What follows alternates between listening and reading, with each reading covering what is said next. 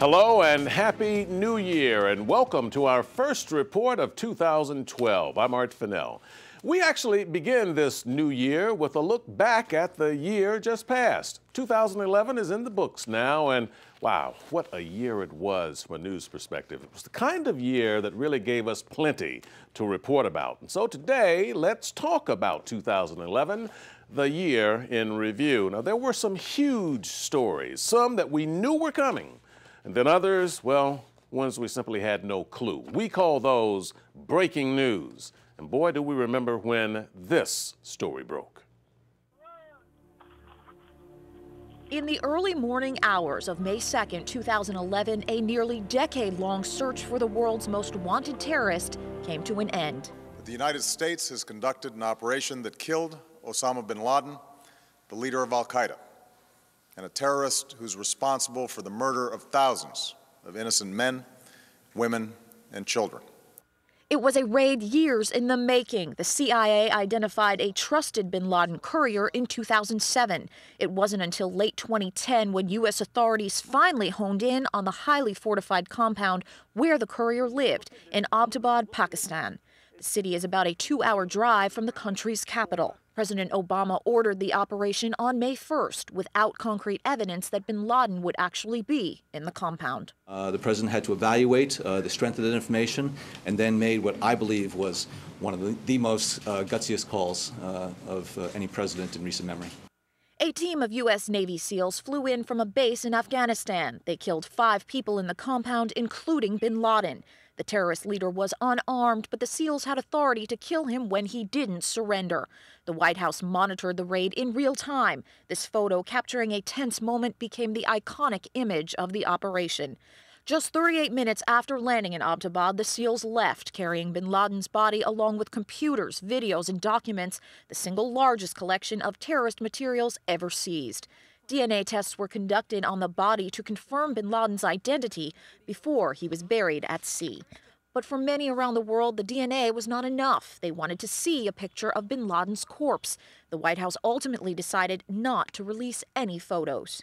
It is important for us to make sure that very graphic photos of somebody who was shot in the head are not floating around as an incitement to additional violence or as a propaganda tool. That's not who we are. Word of bin Laden's demise caused spontaneous celebrations outside the White House and in New York. But for many Americans, the news was bittersweet. And on nights like this one, we can say to those families who have lost loved ones to al-Qaeda's terror, justice has been done. Days later, President Obama laid a wreath at Ground Zero and visited a firehouse in New York that lost 15 men on 9/11. In Washington, I'm Karen Kafa. The capture and killing of public enemy number 1, Osama bin Laden. We've put together a panel of individuals who are steadfast observers of world events, and we thought their perspectives would be very interesting for you to listen to. 2 of the people on the panel today have been here before. Let me introduce them. Buzz Bissinger is back with me. He is a best-selling and Pulitzer Prize-winning author of 3 highly acclaimed books, Friday Night Lights, A Prayer for the City, and 3 Nights in August. Annette John Hall is always an interesting and poignant point of view for us, and she is back, Metro columnist with the Philadelphia Inquirer.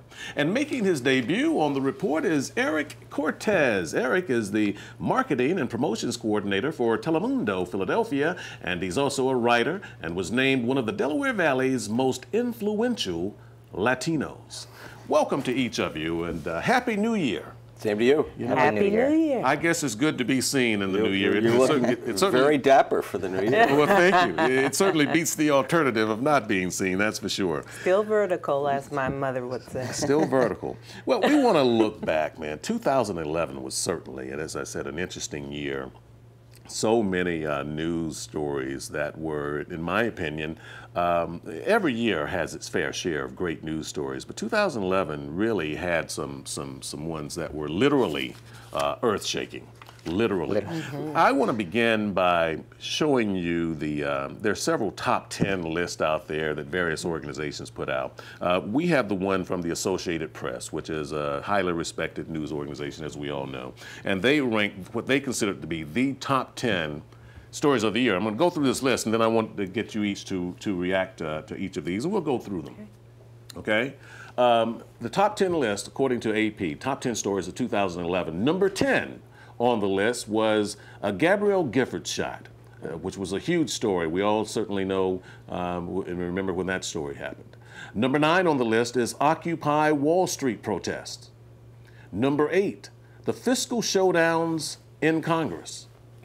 Number 7, Gaddafi toppled in Libya. Number 6, the Penn State sex abuse scandal.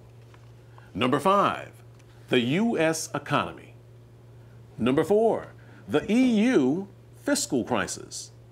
Number 3, the Arab Spring. Those were the protests in Libya and Egypt and the like. Number 2, Japan's triple disaster. And number 1 on the list for 2011, according to AP, was the death of Osama bin Laden. It's a good list. It's a good list. Too much. It's a lot in there. Yeah, there is. A lot. And let's go through it. They put the shooting of Gabrielle Giffords, number 10, on this list. Let's start there. Buzz, what's your take on that? Well, I mean, you know, when you rate anything, it's always hard. But I mean, I think that was one of the top 10 stories. You know, one of the problems that happens in our age today, because of the internet, because of the web, you know, we just leap from one big story to another. I mean, I forget some of these stories you mentioned. I said, my God, that was huge. And I sort of tend to forget them. But when that happened, I mean, it said a lot not only about the tragedy of her being shot, it said a lot about gun control laws. It was a very significant story, plus her remarkable recovery. Yes, that was a big part of it. And what's your take on that? Well, when I think about Congresswoman Giffords being shot, I think about the larger problem that we have in this country right now with incendiary speech. And, you know, Sarah Palin can put up a picture of crosshairs on her website and say, these are the people that we should be aiming at. And then take it down after Gabrielle Giffords gets shot and say, oh, well, that has nothing to do with what happened to her. And in my opinion, she really got a pass on that. They really didn't come after her for that as hard as I thought they would have. They touched on it a little, but not as much as I thought. Absolutely. And you know, people, I mean, you know, the disrespect of the president, the recent thing with the commentator talking about we should get rid of the president and his children. These kinds of things we just totally slough over. But when a crazy person like the person who shot Giffords hears that, and there's already something wrong with him, who knows what goes through his mind? Sure. So, you know, to me, and I wrote a column about this, we really ought to practice more civility toward each other because we never know. Eric, your take? Well, like Buzz was saying, tying it into gun control laws, how all these stories just come out of nowhere. It was interesting to see, well, who was that person that helped her, that dialed that 911 call, and I found out that it was a Latino guy, a young Latino. He was an intern, I believe. Yes. And then later people were finding out that he was gay. So it was just interesting to see that.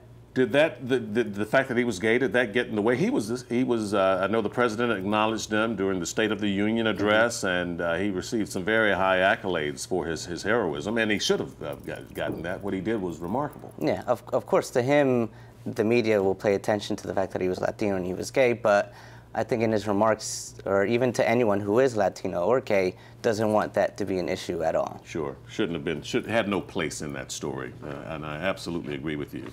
The Occupy Wall Street protest, that movement was really something. It's number 9 on this list, and personally, I think I would have moved it up higher. Because the Occupy Wall Street movement really turned into the Occupy America movement. There were protests all over America and Philadelphia and every other major city. This was going on. Eric, let me go back to you on that. As we all watch the people that we see on the screen here in the Occupy movements, good idea. You know, what was your take on it? I think when you have one person can make a difference, and when you have a group of people behind you that follow you, and to fight what you believe in, I say go for it. Even though I feel like people aren't start believing in our government system and think that these corporations and banks are just, taking control of our lives. When something like that is happening in America and we see it wrong, someone's going to do something about it. And especially here in Philly, I've seen it in City Hall. Well, let me throw this out there, and either anybody can respond to this as you want, and I'm sure you heard it too. Sure, the movement was about taking back control of government and getting the banks out of our affairs and all this kind of things. But a lot of people were saying, that's that Occupy crowd. They're really out in left field.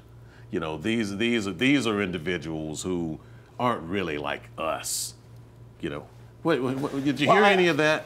Yeah, these guys were a little bit out there. I mean, you heard a lot of it, and I think to some degree, I agree with it. I think they had conviction, they had the courage of their convictions, they were upset with America, but I wasn't quite sure after a while what the message was. Yeah, how long do you need to camp out in front of City Hall? I mean, do they just like hanging out? It looked like they were, having fun, and then some people said get jobs or not get jobs. What I thought was great about it, when was the last time America mobilized? Mm-hmm. It's during World Series celebrations. It's during football games when you win the Super Bowl. There is a group of people, whether it's 1% or 5% or 10%, who have mobilized, who are saying, we've had enough. And I thought that was pretty cool in a country that has become very lethargic about anything except Lindsay Lohan, basically. And they were saying we've had enough all over the world. And the Occupy movement was one thing, but we also mentioned the Arab Spring, because that was when the wave of protests started overseas and just continued and created monumental change, monumental. In fact, Time magazine named their person of the year the protester, because it was a generic term for everybody who stood up and said, we've had enough, and I am going to take a stand against this or against that. You think that was a good idea? Wasn't that something? I mean, it was absolutely, and I think that what the Arab Spring did was galvanize people here. The Occupy people, I think, took a cue from the protesters in the Arab Spring and were able to galvanize around the 99%. I also think that because of the media climate that we're in now, where somebody can tweet out of Syria and everybody reads about it and we hear about news in real time, that made it all the more poignant and profound. I think that we took a cue from them. I mean, the 99% took a cue from them. And I think the president took a cue from the 99%. Yeah, I think the world took a cue from that. And I think it changed the course of how we will be living from here going forward. That, as you say, things happen in real time, and a tweet here is going to have a ripple effect all over the world, and people react to it. Something else that had a ripple effect all over the world was the triple disaster in Japan. My, oh my, the images from that were simply mind-boggling. That's a natural disaster, certainly not caused or created by anyone, but it affected a lot of people. What's to respond to that? It did, and I don't know. I just think that if anybody doesn't think that global warming has something to do with what's going on with all of our natural disasters. I mean, you talk about earthquake in Haiti, you're talking about hurricanes, you're talking about tsunamis, and I'm from earthquake country. I'm a Californian. So anytime a national disaster occurs, I pay really close attention. And I think that the thing that we ought to respond to is the people who are in those kind of situations. And I saw people responding, and that's what gave me a lot of hope and optimism, even in the face of all of that disaster. Sure. The way we came together as the world. Which is always enlightening and heartening for all of us to see that kind of response. Eric, you want to say something? I think Annette brings up a good point about these earthquakes in countries where they don't have the capacity or utilities to survive. What's going to happen when that happens to us? We recently had that earthquake here in Philadelphia and Virginia. No one was ready for that. So what's going to, it makes you wonder, should I be prepared for something else? One thing that I wasn't really, personally, didn't think belonged on the list of the biggest stories of the past year was the generic use of the U.S. economy. And let me explain that. It's a huge story. But that was an ongoing story that didn't start in 2011. It continued in 2011. And so, among other things that could have been in the place of that, I thought to put generically the U.S. economy, I thought that was a little bit out of kilter. That was my personal opinion. Anybody else see it I mean, like I that? see your point. I mean, it's ongoing, and I think, frankly, Yeah. the fact of the matter is it's going to be ongoing for 5 years. I mean, I think this country is going through such galvanizing, fundamental change. You know, we don't really make anything anymore. The competition with China and India is enormous, and I still think many Americans don't get it. They think if you sing the national anthem enough times, it's going to be great America again. It is very different. And the sadness for Occupy Philadelphia, Occupy the United States, is the income gap between the wealthy and the other 99%. It ain't closing. It's, you know, you look at Congress, all they're doing is trying to, the Republicans, all they're trying to do is protect the rich. And this is going to be an ongoing story for 10, 15, well, 20 years. You're certainly right there, Buzz. We're going to move to our first break here. When we come back, I want to get all of you to talk about the Penn State story. Oh, Lord. And then we're going to talk about, we're going to also talk about some of the other stories, some of the other big stories that did not make the list that we're talking about, including a few items that are handpicked by the panel here as they saw it. And Steve Jobs, not on the list. We're going to talk more about the top stories of 2011. You're watching our Fennell Reports on the Comcast Network. We'll be right back.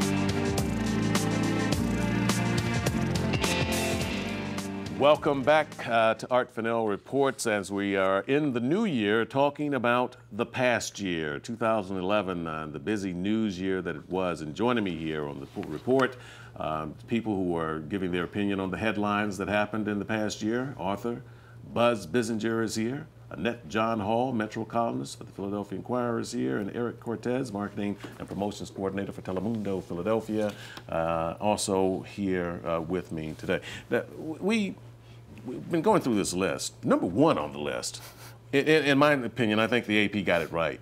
You guys can chime in on this. You may agree with me, you may not. But the death of Osama bin Laden, you know, I remember where I was when I saw that. I went, what? You know, 10 years in the making. And then this finally happened. Number one on the list. Good idea, right placement, Buzz? I don't think so. I don't remember where I was. I remember when there was a little earthquake in Philadelphia. I was in the bathroom using toilet paper, and all of a sudden said, "What the hell is happening? Something's happening bad." It was literally an earthquake movement for you, huh? That's exactly right. The thing about the bin Laden death that surprised me is how quickly it went. I mean, you know, he got shot, he got killed.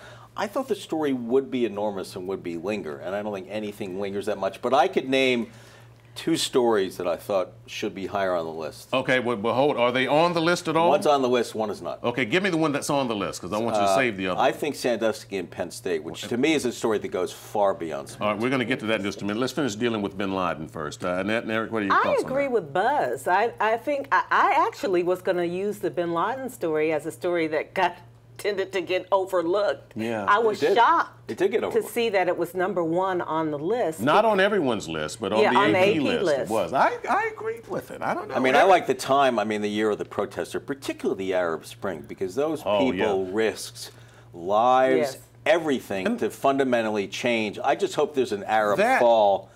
You know, because now everything in this is such a state of flux. That directly, in my opinion, led to the capture and the killing of Muammar Gaddafi. No question. Yeah. There's no question. You know, it was a springboard that triggered that. Here is a world leader who's gone now as a result of the movement of the people. We remember these images on the screen when they had their way with this man. Sadly as it is, but.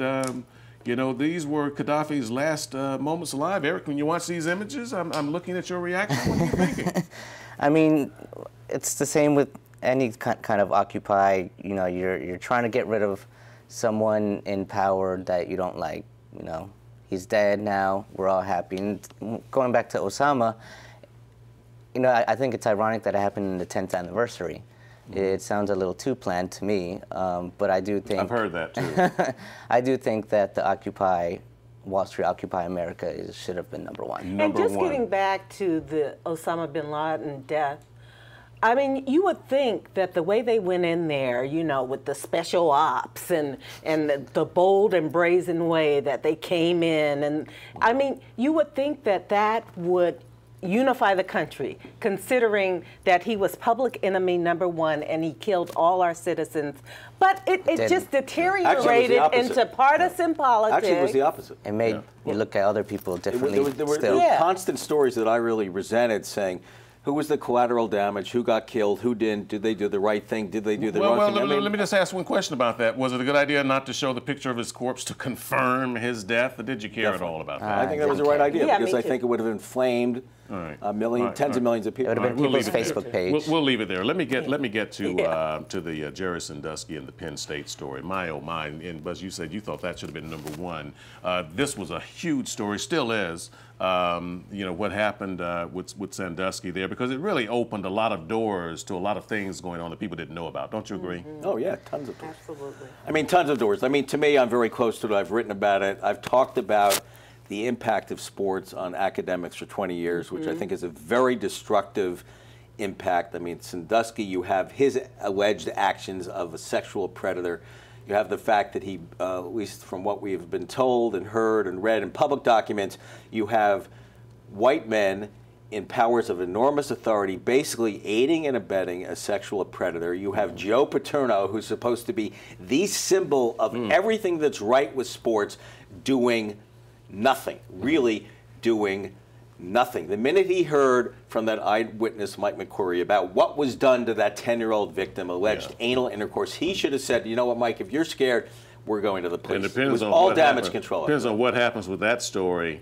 It could be another top story for 2012 as well. Right. And now look at you talk about these ripple effects. Look what's happening in Philadelphia with Bill Connelly, who many of us know here, with now allegations coming out against him that were from the 1970s and the like. And again, these things shed light and it opens doors and people begin to talk about it. Don't you agree? Makes you feel empowered enough and not be afraid to just come out and say, hey, someone did something, someone didn't, and whether it's true or not, it's a little tricky. Now let me move on here, and I want to get you guys' opinion on this. There were several stories that did not make the list. One, I thought the 10-year anniversary of 9/11 should have been on that list. Personally, I thought that was a big deal. The death of Steve Jobs was a huge deal and a huge impact. The Casey Anthony trial, although personally I didn't quite get it, but a lot of people, thought that should have been on the list and highly on the list. And the royal wedding in reality TV, like it or not, and I don't like it. You were looking dapper. I don't like it. Now you're looking daffy. The royal wedding? I don't agree with it. I'm just saying, it occupied the whole world. What was that about? Because the world is pathetic. Yeah. That's I because we agree, are but an it shouldn't have entertainment been there. culture. Because I mean, that's one of the problems with our world. You mentioned the 10th anniversary of 9/11, and I said, Jesus, I completely forgot about that. I mean, how pathetic is that of me? The one story that I thought was enormous significance was the death of Steve Jobs. I thought he represented the last of a breed. Brilliant marketer, tough businessman, eye on the pulse of the nation, revolutionized technology, and really the last of sort of the great American capitalist entrepreneur, and was the face of the best of America. I think we all concur on that. We're almost out of time. This time's flying by. But I want to get you all to each tell me your personal item of what should have been something for consideration in the year just past that probably got swept under the rug.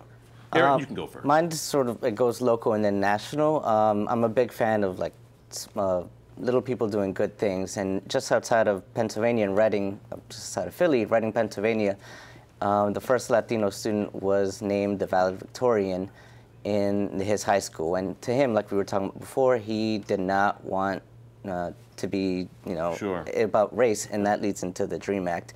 That it was not passed. All right, we've got to really hurry through this, unfortunately. The Martin Luther King Memorial, it got postponed because of Hurricane Irene. He is the only person on that mall who is not a president or a war memorial. I just think that he transformed the mindset of this country. He deserved to be on that list. I agree. I think both of those are good. Buzz? All right, if you're going to go with a royal wedding, I think it's a professor. it's the professor from NYU who is suing the university for giving James Franco a D and getting fired. How about that? Wow, that certainly was on the radar. Look, this time is over. Totally. Happy New Year. Sorry we didn't have more time to look back. We'll see you next time.